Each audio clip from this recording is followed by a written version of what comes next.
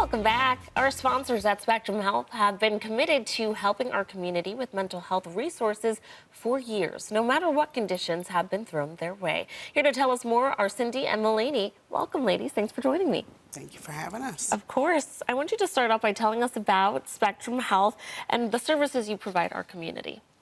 Well, Spectrum Health has been around for 50 years, and we provide a lot of clinic services, which Mulaney does. So we outpatient behavioral health for mental health and addiction services for kids and adults and families. And then we also do a lot of community-based programs, supportive housing for individuals that might be homeless or people coming out of the reentry system. We do a lot of care coordination and assertive community treatment team. So we do a lot of community-based programs that help people get linked to services and help their quality of life. Nice. Do you want to remind us what happened in Christmas of 2022?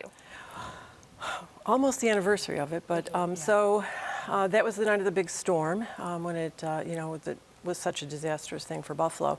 By Sunday, the 24th, we had finally gotten a notification that there was something wrong with our 1280 Main Street building, which is where the most of our staff were housed, and we've had a lot of services there for the last 30 years. Yeah.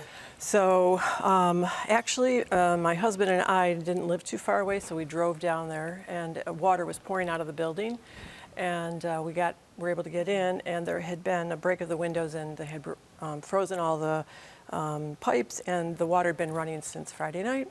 So the whole building was Yeah, we're seeing full of water. pictures now. Oh, you're seeing, oh, okay.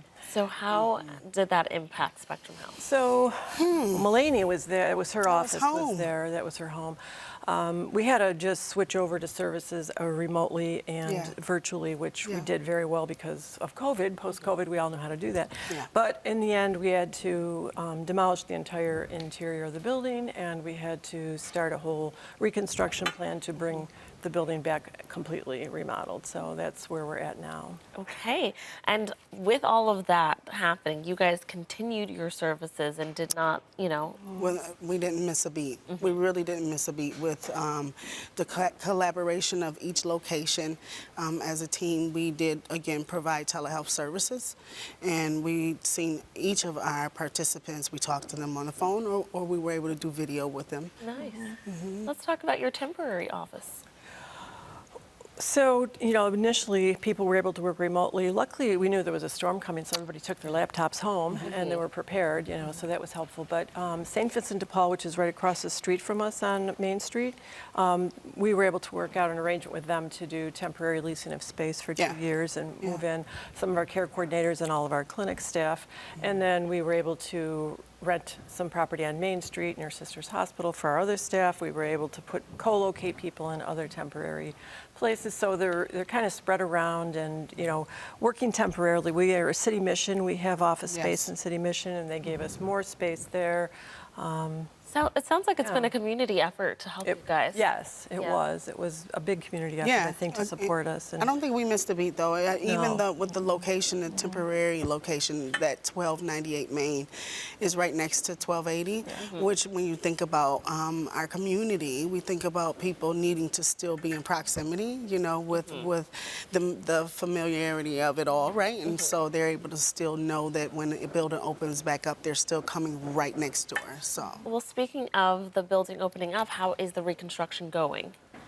What's going to be different? Well, the first year was really all of the decisions about, the whole building being gutted out and all the things that need to be done, the structure. The building's 100 years old, and there's been a lot of businesses over the years that were in that building. And when we did the analysis, we thought keeping the building and the location makes the most sense.